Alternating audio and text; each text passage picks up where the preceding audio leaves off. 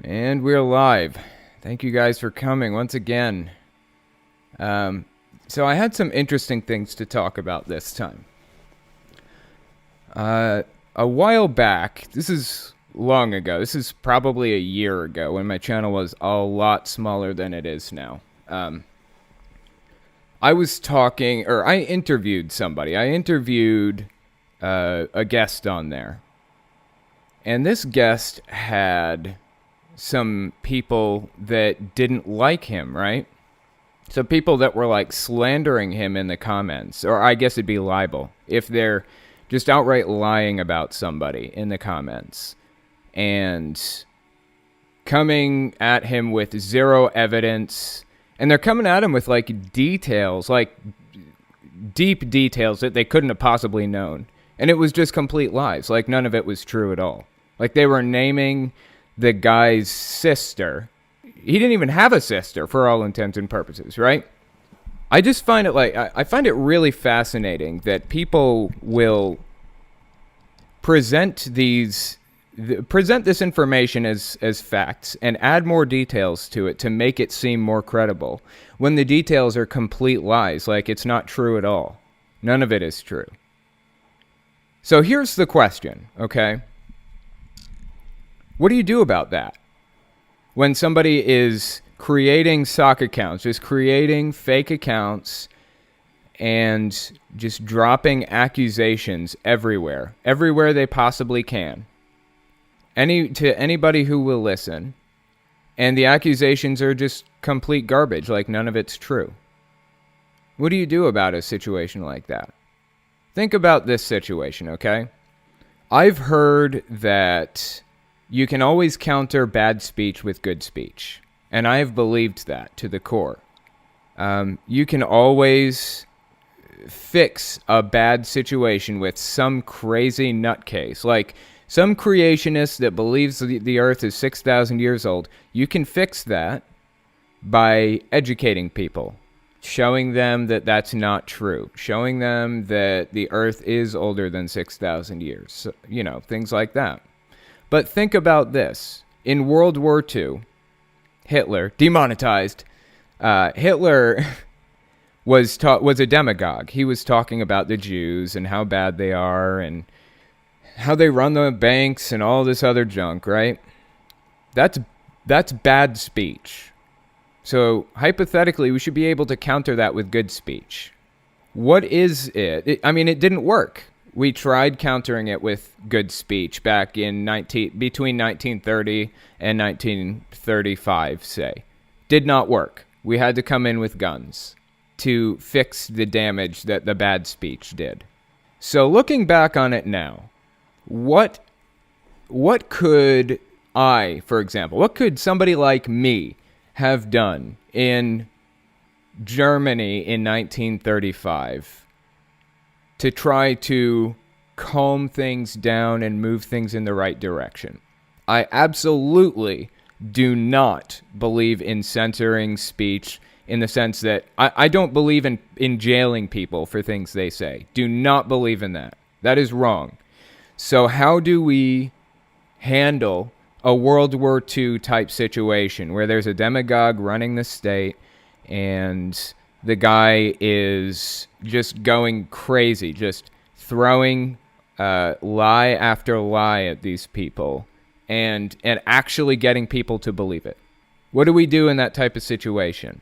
Now, some people may say that there were other factors involved. So if Germany hadn't been so poor in World War II, then maybe they wouldn't have, maybe if they'd been more educated, if they'd had more food, if they'd had more entertainment, maybe they wouldn't have been as willing to find a scapegoat for all their problems. That may be the case, but let's just say let's say that's true, just for the sake of argument.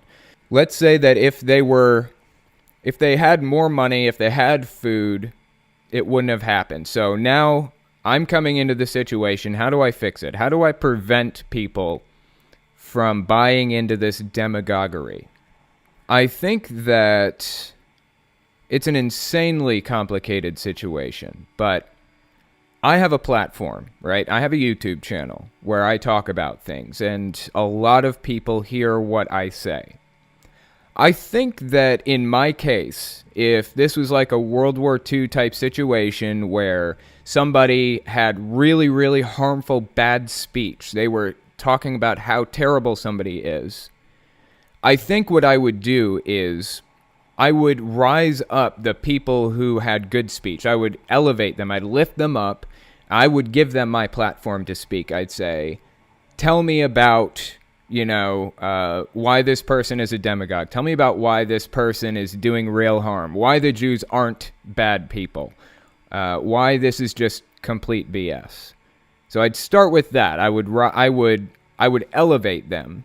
And on the other hand, I would not elevate the demagoguery. I would not allow it to propagate through my channels. Now, like I said, I would never jail somebody for speech, period. I don't care what. I would rather deal with the consequences than jail somebody for speech, because who is the final arbiter of what is good speech and what is bad speech? I don't think that the government should be that arbiter. So I just feel like it gets a little bit more complicated than free speech absolutists want to depict. I'm an absolutist in the sense that anybody should be allowed to say anything without being jailed. But I'm not an absolutist in the sense that I don't believe that I should be obligated to allow people to use my platform to spread their nonsense. And in that same vein, that person that I interviewed forever ago, there were a bunch of people going around spreading this BS about him, saying that, he did this thing or that thing, and adding those details about his life in that weren't even true. So what do you do with that? What do you do? I mean, you can't address every single claim going around. You don't even know when people are claiming it. So my solution at the time was to bring him on to talk about this with me, to address the accusations and things like that. And so I'm elevating the good speech, giving him a chance to respond. I'm telling the bad speakers, if this is a legitimate accusation, you shouldn't be putting it on YouTube. You should be bringing it to the police. And then I'm just removing the comments. Was that the right thing to do? I don't know. I haven't had to deal with this situation again since then. But was that the right thing to do? I mean, tell me. I honestly don't know. If I'm faced with this again, I don't know what I'm going to have to do. It seems like the right solution to me at its face. Elevate the good speech. Keep the bad speech off of my platform. I was going through this website called uscourts.gov. And there are some rules with free speech. Speech isn't always free, even in the US, where I think it's probably more free than in most places. So this website says freedom of speech includes the right, and then it has, 6 bullet points, right? So here are things included in the right to free speech. You have the right to not speak, specifically the right to not salute the flag. West Virginia Board of Education versus Barnett. And interestingly enough, I actually knew the woman who fought that legal battle, Gaithy Barnett. I knew her. She was a Jehovah's Witness. She and her sister fought the legal battle. I don't remember her sister's name now, but yeah. Anyway, I thought that was kind of interesting. So you have the right not to speak. Then you have there's the right of the students to wear black armbands to school to protest a war. Students do not shed their constitutional rights at the schoolhouse gate. That's Tinker v. Des Moines.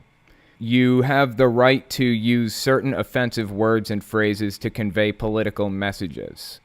Cohen v. California. You have the right to contribute money under certain circumstances to political campaigns. Buckley v. Vallejo. And then to advertise commercial products and professional services with some restrictions. Virginia Board of Pharmacy v. Virginia Consumer Council. To engage in symbolic speech. Example, burning the flag in protest. Texas v. Johnson. That burning the flag bit, I think that's really interesting. I didn't grow up with any kind of respect for the U.S. flag or any flag at all, really, because I was Jehovah's Witness. They don't respect any of that stuff. So it's like bizarre to me that this is even a legal battle. Like, who cares? Let them burn the thing if they want. Whatever. I do know that it's a little bit more complicated than that. I know that it's deeper than that now. I understand that. But I am glad to see that, I think it was Scalia. Yeah, it was when he was still alive. That was one of his landmark votes on the Supreme Court, was he voted to allow people to burn the flag in protest. And I think that's really important.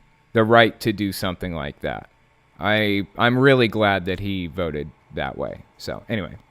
So here are some of the things that freedom of speech does not include. You do not have the right to incite actions that would harm others. Example, shouting fire in a crowded theater. And then you don't have the right to make or distribute obscene materials. I'm not really sure what would be included under that, but there's a case for it. So there's precedent, Roth v. United States. Then you don't have the right to burn draft cards as an anti-war protest. Okay. I don't know how the draft works exactly. I guess they send you a card telling you that you have to come in and sign up. You have to enlist. So you don't have the right to burn that. But you could burn something else symbolically, I guess, as the protest. You don't have the right to permit students to print articles in a school newspaper over the objections of the school administration. Don't have the right to permit students to print articles in a school newspaper over the objections of the school administration. That's an oddly specific case. You don't have the students don't have the right to make an obscene speech at a school-sponsored event. That's oddly specific too. It does not include the right of students to advocate illegal drug use at a school-sponsored event. Yeah, these are all really specific events. Okay. Interesting. Now, as far as this shouting fire in a crowded theater bit goes, let me ask you guys this. Would it be considered speech that incites action to harm others? Would something like what Hitler was saying be considered under that category? What Hitler was saying about the Jews being evil and running the world banks or whatever other BS he was saying, I don't even know now. Would that be considered speech that was inciting action that would harm others? Now, I don't actually think that this shouting fire in a crowded theater thing, I don't think that is actually in the Constitution. I think that's just some random example that people give every time. It's not actually linked to anything substantial. But yeah, I mean, I feel like the line is blurrier than people realize. Like, I don't think people should go to jail for this, ever. I think you should be allowed to criticize and say whatever you want about whoever you want, pretty much. But it's not as cut and dry as literally saying anything ever. You know, where is the line between inciting action to harm others and not inciting action to harm others? I hate to keep going back to this, but some of the things that Trump says about certain groups of people are harmful. I mean, they're harmful to people. You know, and they do incite people to violence on a certain level. Does that fall under this category, inciting action that would harm others? For example, Trump said, "Get him out of here." Talking about he was at one of his rallies and there was a protester and Trump said, "Get him out of here, punch him in the face," or something like that. "I'll pay the bills. I'll pay the lawsuits," or whatever it was. I don't even remember now. Isn't that inciting action that would harm others? It seems to me like that is not included under free speech. And if it's not, should it be? I don't know. I just don't think that it's as black and white as people like to make it out. Nothing is as black and white as people like to make out. It's all really, really complicated stuff. Here's something else to consider. So a lot of people call Alaskan natives, they call them Eskimos, right? those names are they're actually incorrect names. Like calling somebody an Indian is incorrect.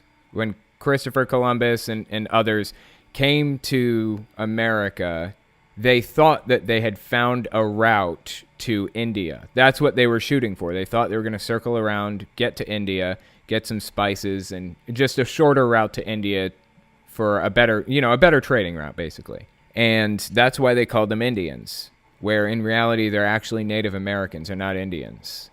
And that is why I call them Native Americans and not Indians, because that's just incorrect. And it's the same with Alaskan Natives and Eskimos. Eskimo was a tribe from the other side of Canada. It was not from the Alaska region. The tribe that lived in Alaska was Inuit, not Eskimo. So calling them Eskimos is incorrect. They're Inuits. Now, if you want to be correct, or if you want to be incorrect and call them Indians, if you want to be incorrect and call them Eskimos, fine. I don't give a shit. Just understand that you're wrong about that. That's all. No big thing. But anyway, all right, it goes back to that free speech, say what you want kind of thing. Like, if you want to be incorrect about it, fine. I don't care. Be incorrect. That's totally cool with me. You shouldn't be jailed for it or any of that stuff. That's just how it is. As many of you know, I haven't spent as much time on the Discord as I have previously, right? So I've kind of missed a few questions in the Ask Telltale channel. And so I figured what I would do is I would actually answer a few here, because some of them are actually really interesting, some of these questions. So here's one of them. What were you allowed to watch on TV growing up? I ask because Jehovah's Witnesses, as well as other fundamentalist religions, are known for restricting what you can and can't watch. Was Nickelodeon allowed? PBS. Based on their aversion to sinful programs, any sitcom made after 1970 would probably be frowned upon. Also, what about internet? Were you allowed to use it? As far as TV goes, I don't think that TV was banned from every Jehovah's Witness. There were certainly Jehovah's Witnesses out there who were allowed to watch TV, but for me it was banned. I was not allowed to watch TV for like a really, really long time, for like years. But I still snuck and watched it anyways, because my mom worked all day and I was homeschooling, quote unquote, but not really doing anything. And my dad slept all day because he took medicine for back pain that made him sleep all day. So I watched TV anyways. But if my dad caught me watching TV, then it was a problem. He did not want me to watch TV. I think that was the result of my dad being who he is, not so much Jehovah's Witnesses. So Jehovah's Witnesses are not allowed to watch a lot of stuff. But the TV shows that are on now are very different from the TV shows that are on when I was younger. For example, I wasn't allowed to watch Dragon Ball Z. I did watch it anyways. I loved that show. A lot of Jehovah's Witnesses weren't allowed to watch Pokemon. I was. So I was allowed to watch some things, wasn't allowed to watch others. A lot of congregations were not allowed to play Pokemon, the games, either, but I did. My congregation seemed to be okay with it. There are a couple of little things here and there where they kind of, there's a little give and take with some of the congregations. Generally, they're pretty unified, though. So as far as internet access goes, back then in, say, the 90s, 2000s, this was in the early 2000s, mid-2000s, I had internet and I had a computer, but most Jehovah's Witnesses were not allowed on the internet or on the computer. It was seriously frowned upon to use the internet at all, let alone use it somewhere out of sight of your parents at any time.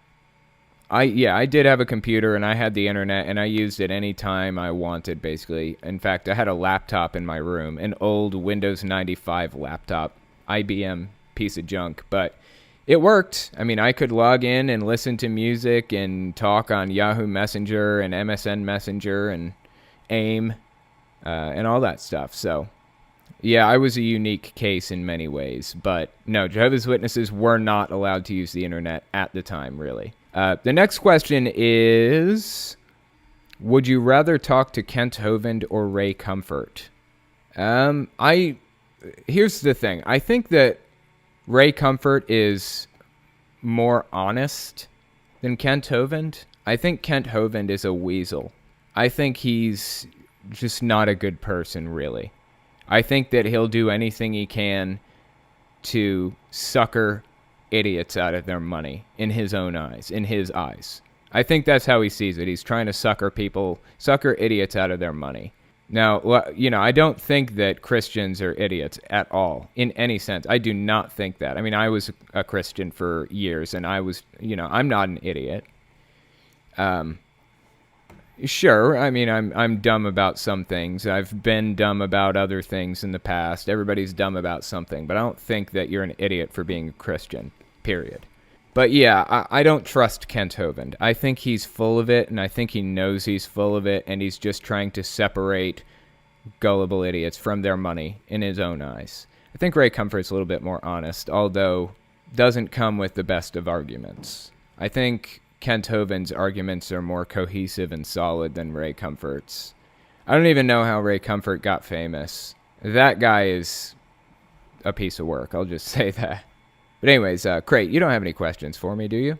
I do not actually have any questions. A couple people had some comments about free speech. Okay, and let's such, have them. But, yeah. Well, one of them was just clarifying, as far as the violence goes, Yeah. a call to action. Okay, saying I hope Joey dies is legal, but saying I want you to kill Joey is illegal because it's a direct call to action, assuming it causes damages. Interesting, because it says, it doesn't say anything about direct or indirect. It just says to incite actions that would harm others. That is what it says. And the case is Schenck versus the United States, 1919. Yeah, that was actually legalized who made that comment, so you might ask him about it. If he feels like talking about it, yeah. All right, interesting. So yeah, that was probably the most interesting comment that I can recall off the top of my head. So he says that is what I learned from my professor, who is a JAG officer. Okay. Anyways, I've always dealt with religion directly. I've dealt with cults and oppressive religions more generally. Politics is a lot harder to get a handle on because it's almost like it's more opinion based than fact based. With religion, it's like, I don't know. With religion, it's pretty cut and dry a lot of the times. Like, you can look at what these religions are doing, what these oppressive religions are doing. You can see what they're doing and what they're planning and how they're manipulating people and how they're suckering people. And you can call them out on it easily. I can, at least. I mean, I think most people who have left an oppressive cult can just recognize one like that. Like, it's not an issue for most people who have left these types of religions. But politics is complicated. I see the same kinds of tactics and manipulation in politics as I do in religion, and it makes me sick, really. Though I see those manipulations and those shady tactics, when it comes down to it, a lot of it is opinion. Not all of it. There is some scientific fact to be had. But it's so complicated to get to the root of the issue. I don't understand why this is so complicated. Like, I could change my mind on any political issue tomorrow. That's how shaky the ground is.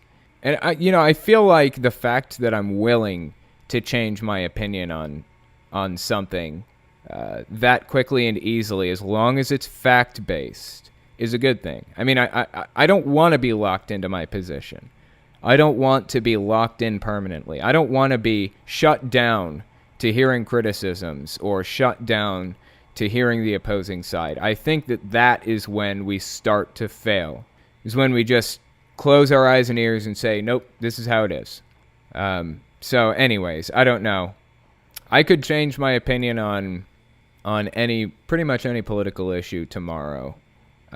Probably not dramatically change it, but at least change it a little bit. It's very, very complicated. It's a lot more complicated than religion, I think. I figure what we'll do is we'll move on to guests for the moment. The first guest I have is, her name starts with a B. Are you there? Can you hear me? Okay, I'll just mute you for the moment. I'll come back to you in a couple of minutes if we can work that out. But the next person is actually legalized, so are you there? Can you hear me? All right, can you hear me? Yeah, there we go. That's All better. right. Okay. There we go. So anyways, yeah, about free speech. Before we get into it, I've had you on before, right? Yeah, like a couple months ago. So you are currently a Catholic, aren't you? Yes, sir. Very interesting. Okay. What about free speech? What are your thoughts on it? So I mean, I feel like a lot of stuff's exaggerated. Like if someone says something that is considered rude by one person, another person might think, "Oh, well, that's correct." So like, I feel like the Trump example you were giving, Yeah. like I feel like most of the time people say he's calling people to action when he's just saying stuff that he Sure. thinks of quickly. Sure. Which I think that's completely different than telling someone to do something. Like Right. I'd be completely against it if he said, go out and forcibly take Mexicans away. But he doesn't say that. He says, Right. we want to legally get rid of illegal immigrants. He just says it. He says it in a ways different way. Which I don't think is necessarily bad. Okay, and I've feel got you. like- That makes yeah. sense. Okay, so let me ask you this then. In the case where, for example, you've got somebody who is creating fake accounts and going from YouTube video to YouTube video or channel to channel and just posting just complete BS about somebody. What do you do about that? How do you solve that issue? Do you ban those accounts as they pop up, or do you try to find them and rebut them? What do you do? Well, that's not really a free speech because it's a private platform. Sure, that's true. But I mean, it's good to want to promote free speech on your platform, which is like commendable. I'd say just get rid of them because I mean that is it's obvious if they're creating new accounts, they're probably doing it on purpose, correct? Like they're not just so that would be under the libel. So like legally, they're purposely trying to do something to hurt someone's reputation. So I'd see nothing wrong with getting rid of them. Responding to them, they're probably just a troll, Right. and responding to them is just going to be like, if I can get them to do a whole video on it or a whole podcast or whatever, they'll just keep doing it. Yeah, that's true. I don't know if you remember that whole BetterHelp thing. Do you remember that whole BetterHelp debacle? Oh yeah, that was kind of funny. Yeah. YouTubers sponsoring things that they don't actually investigate. Yeah, so I know very little about the BetterHelp situation. All I know about it is I didn't know that there was an issue in the first place until Philip DeFranco responded on his YouTube channel, and then he drew attention to it. And just like a ton of people all of a sudden found out about it, then started investigating and then dropped him. So I think that responding to that stuff sometimes does a lot more harm than good. I think the best thing may be to just ignore it most of the time. But what do you think of the BetterHelp situation, speaking of which? With that, it's like the whole BetterHelp thing. It's garbage from what I've seen. It was basically a legal scam. Like like the contract and stuff was like they say we're here to help people with mental issues, and then their contract says they don't have to. Right. So I feel like that's basically just misleading like marketing. Like they marketed it as something, and then their contract says they don't actually have to do the thing that they're specifically marketing it for. I'm surprised. Like, I wonder if there's. I feel like that might be illegal because it's like they're advertising for something and then saying that they don't have to give the thing that they're advertising. I'm not sure if that falls under like there's certain advertising laws. Okay, let me ask you this then. What if they, like I said, I know basically nothing about it, so I'm just coming in green.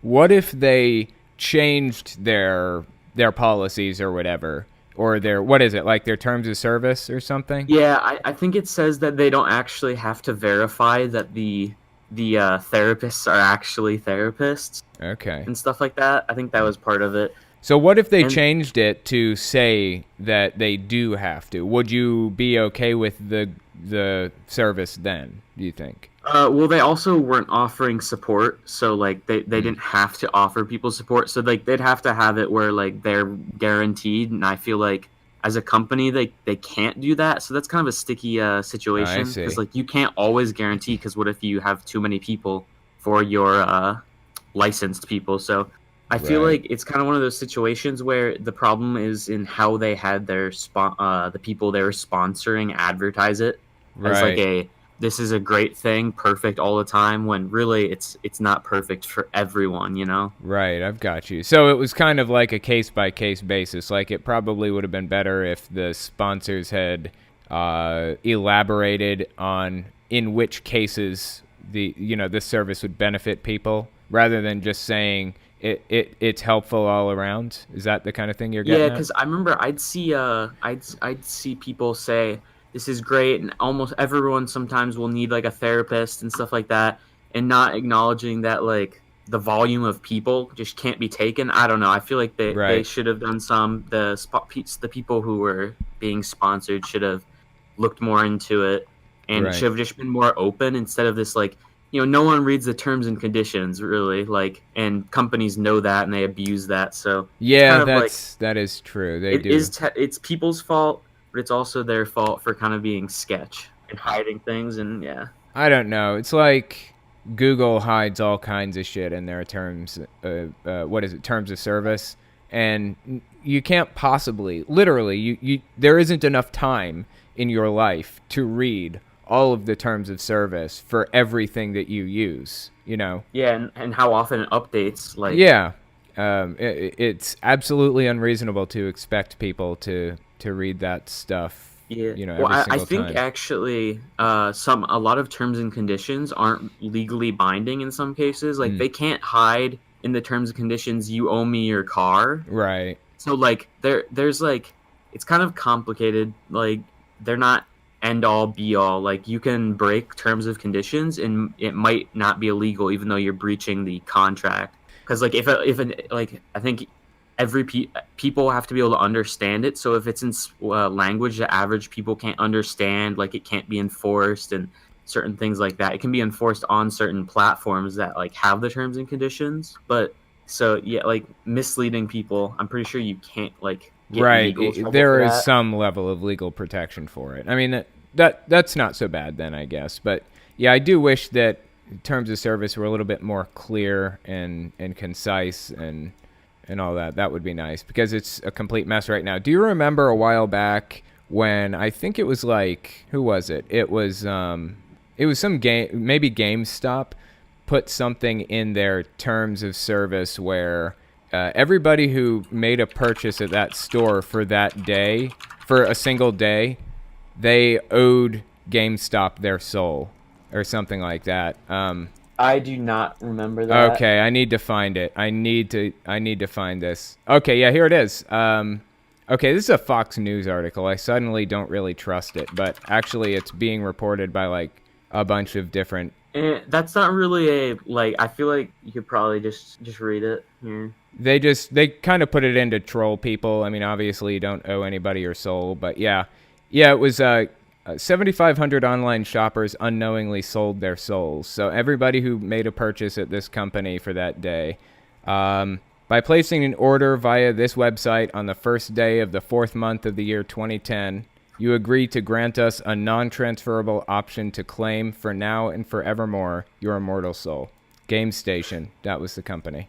I think That's great. that's kind of amusing. I mean, of course I don't really believe in souls, and even if I did, I don't think that I would accept that as legally binding in God's eyes. But Yeah, that's funny though. yeah, it is I'm pretty surprised I funny. didn't hear about the when Yeah, it was 2010 though. That was a while back. 2010. Yeah, that was damn near 9 years ago. God, I'm old. Yeah, I was 10 years old, so like, Right. That's pretty interesting. But yeah, man, I appreciate you coming on and talking to me. It's been interesting. all right, I'll be sure not to sell my soul. All right, I'll talk to you next time. Yeah, you never know. Maybe you'll sell your soul and you won't even realize it. Maybe you'll sign some terms and conditions and somebody will just own your soul from that moment on. I bet that makes like every Christian from here to Texas read the terms and conditions from now on. But like I said, I'm sure God would understand if he were real, you know. He's not going to give Game Station your soul. Seriously. Whatever. Anyways. Okay, let's give Bolateo a shot again. Let's see if we can get her on. Are you there? Can you hear me? Hey, can you hear me? Yes, I can. What's up? Not much. I have not had you on the podcast before, have I? No, you haven't. So tell me about like your history. Like what religion did you grow up as? Well, before I was 10, there wasn't really any specific religion that I grew up as. Like I might pray before bed, but that's about as much religion as I had. Right. Okay. So what denomination was it? Was it like Methodist or Baptist or none in particular? None in particular, Interesting. until I turned 10. So what happened at 10? My mom got really ill, and she almost died. And when she came back, she was certain that she'd had an experience with God, and she thought I could benefit from church. So she sent me with my grandma to the Church of Christ, and until about, I think I was 19, I was going to the Church of Christ. The Church of Christ. So how extreme was it for you? Because I know that the Church of Christ is pretty serious about not using instruments and things like that. So how extreme was the Church of Christ that you went to? In my experience, it wasn't super extreme. No, they weren't super extreme? Not as far as I can tell. I mean, we didn't use instruments for worship, but there were people there that sold instruments. Oh, wow. And played instruments and things like that. So we didn't use instruments to worship, but... Okay, so they weren't super extreme for you. It was just about worship. Like you weren't allowed to worship with instruments, which in itself is kind of strange. But doesn't really affect your everyday life outside of the church at the very least. So that's a plus. No. So what other kinds of things did they do that you recognize as kind of outside of mainstream Christianity? Like, for example, with Jehovah's Witnesses, they don't... You're with me, right? I didn't lose you, did I? Yeah. Oh, okay. So, for example, with Jehovah's Witnesses, they don't salute the flag. They don't say the Pledge of Allegiance. Or with the Church of Christ, they don't use instruments while they worship, that kind of thing. Were there any kind of other weird little things they did like that? I'm not sure. I haven't had a lot of experience in other churches. Right. Okay. I can understand that. Me either. It's actually like against the rules to go to another church service for Jehovah's Witnesses. It is. So, but anyways, yeah, that's really crazy. So how do you feel about religion more generally now? Like, would you consider yourself an atheist, or would you... I'd consider myself sort of spiritual, but not religious. Really? Spiritual? Sort of, yeah. Interesting. Do you want to elaborate? Like, how so? Do you have, like, just this kind of sense of wonderment and awe for the universe? Is that kind of thing, or... I don't know if I want to elaborate on that. You sure? Because it sounds interesting. Like, I believe in spirits and souls, but I don't believe in God. Oh, okay. Well, I think that's about where Crate was when she was like 15 or something. She kind of believed in spirits and good and evil and things, but and maybe even she believed in God. I don't know. It's on some level, but what is it that... So what do you think these spirits are then? Like, what do you think, if you don't necessarily believe in God, what are these spirits? Did they come from God, or what's the deal with them? I don't know. And what makes you think they exist, too? What is it that kind of brought you to that conclusion? Well, like, I feel like, I don't know. I think that when I was younger, I had some kind of a passing belief in spirits. Like, this is after I left Jehovah's Witnesses. I kind of believed in spirits. And I, when I was younger, I had just this serious belief in Satan and demons. I didn't really believe in ghosts so much as demons. I thought that they were demons that were coming to mess with me and things like that. I was going to say I have the opposite feeling, sort of. I don't believe in Satan or demons like that, but I do kind of believe in ghosts. Right. Okay, so you're probably where I was, like, I don't know, a year after I left Jehovah's Witnesses. I remember when I left, it was kind of like so I had these demonic dreams, like, reasonably frequently. These dreams about just demons, just, I don't know, killing me or just messing with me.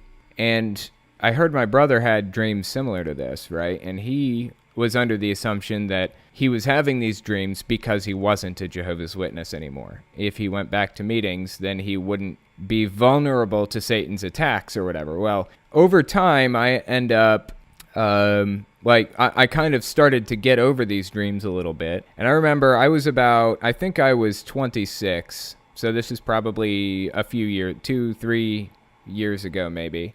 I had this dream where I don't know, like I'd look in the mirror and it wouldn't be me looking back. There would be somebody else looking back at me. And I kept seeing these really messed up, crazy things, and my mind was understanding it to be demons. And then I kept thinking to myself, in this dream, I was like, wait a minute, none of this is real. Like, demons aren't real. I know that demons aren't real. This is all made up.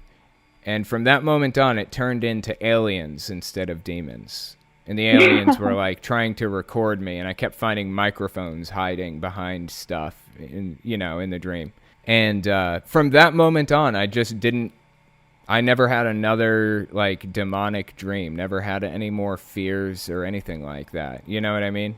Yeah. I don't know. Yeah, It's just like a breakthrough moment in my psychological growth where I just realized that I didn't need to fear this stuff anymore. So you still kind of believe in spirits and stuff then, is that fair to say?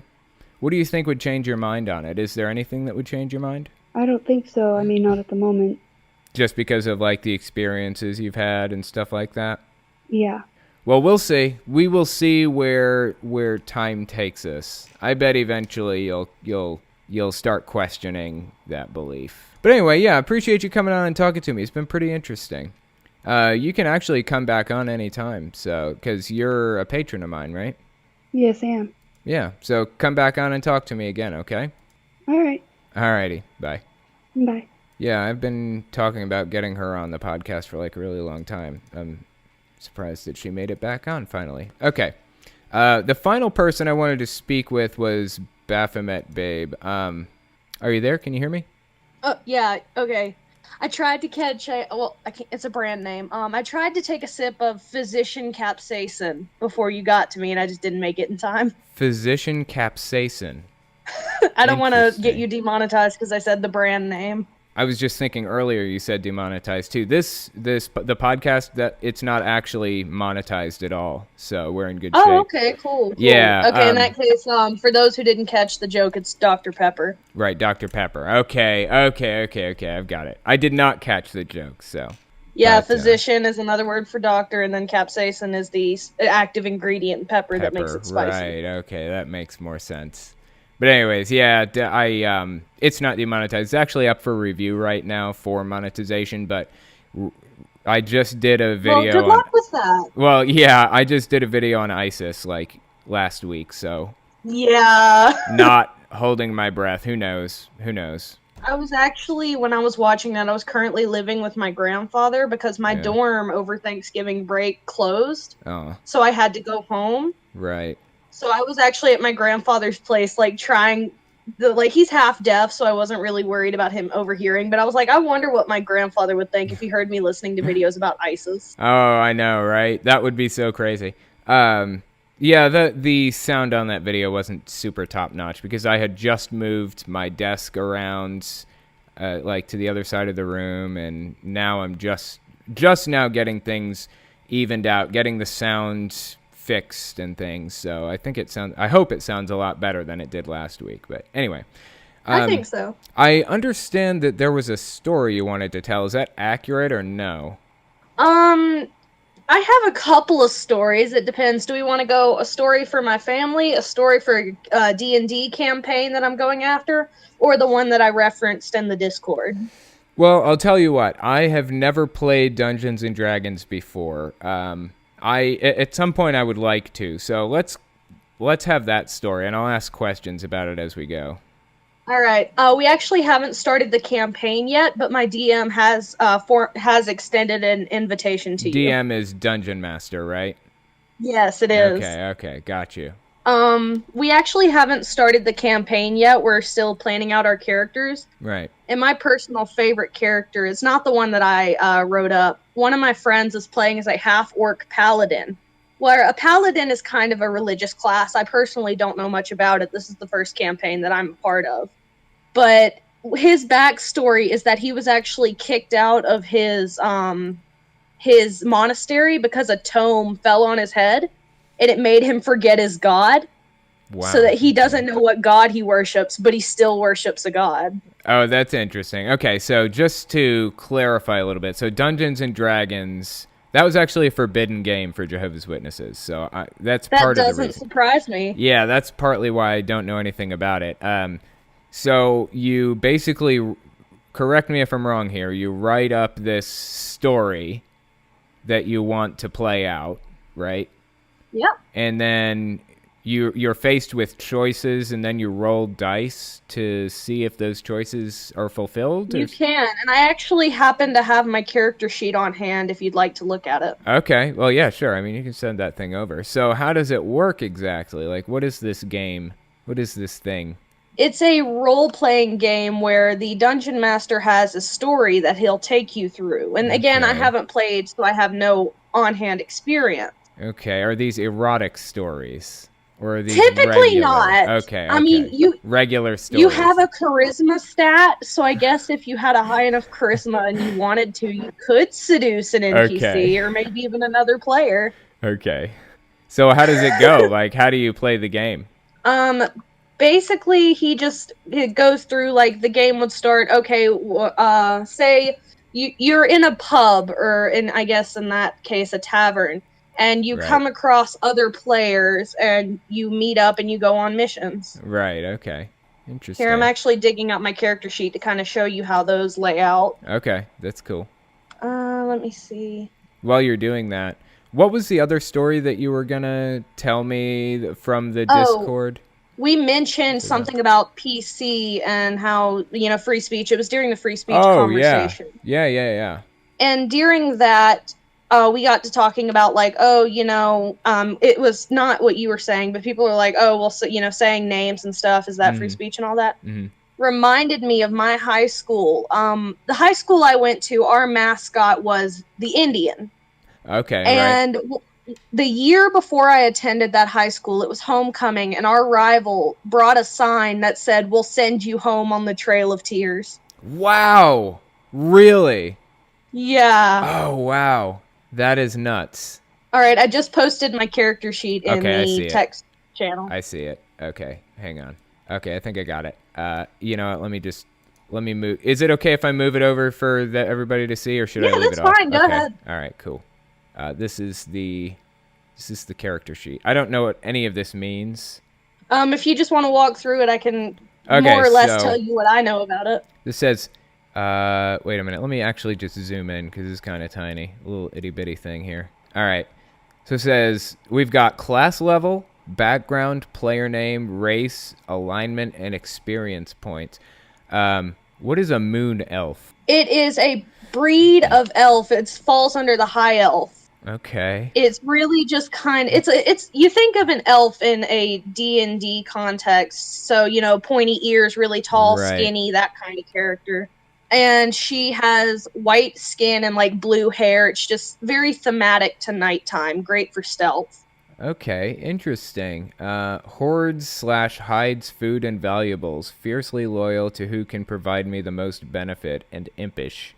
Because if you notice the urchin background, she grew up on the streets, and that's covered in the backstory if you want to read through that. Right, backstory. Okay. Where is the backstory? I don't see it here. If you scroll down a little bit, it should be on like the second or third page. Okay, I got it. I found myself on the streets at about 50 after becoming restless in typical elvish communities, looking for my own naive interpretation of high society, and quickly fell into step with the local thieves guild, where my elvish dexterity found me to be one of the most successful cut purses in the guild. I earned the nickname Shadow. Is that right? Shadow? Yeah, Shadow. Shadow, okay, Shadow. My true name, in Elvish, means childlike and describes me accurately. I prefer playing pranks and causing a little bit of chaos to organized crime, typically only resorting to the latter out of necessity or benefit to myself. I have a soft spot for animals, particularly small ones. I own a small brown mouse named Kurtha. Oops, I'm sorry, ignore that. And that's actually a joke because in D&D you have different languages. Kurtha is a gnomish word for the act of making cheese. So quite literally, my mouse's name is Cheese. Oh, okay. Which I saved. So I own a small brown mouse named Kurtha, which I saved. The mouse stays tucked in a pocket or under my clothes unless I can use it as a tool in my exploits. I also carry the corpse of a sprite in a glass bottle that I stole off an elven politician, and have an odd notion that the wealthy and reputable carry around dead things. I picked up adventuring after street life got a bit dull and repetitive. I'm looking for a change of scenery in my path to riches more than glory, though it is a nice bonus. I'm just along for the ride and looking to raise a little hell. Okay, interesting. So that's the backstory. Huh. Yep. And this is my first character, so this is just kind of thrown together while reading through the player's handbook and all that. Right. Okay, so you've never played this game before recently either then? I have not. Okay. Well, one of these days I do intend to play it at some point. I've got a bunch of friends who play it, and I really need to get in like a voice chat or something. And well, anyway, it's been cool having you back on. I appreciate you coming on and talking to me. No problem. All right, I'll talk to you next time, okay? All right, bye. Yeah, that's pretty cool stuff. I really don't know much about Dungeons and Dragons, but it's pretty cool.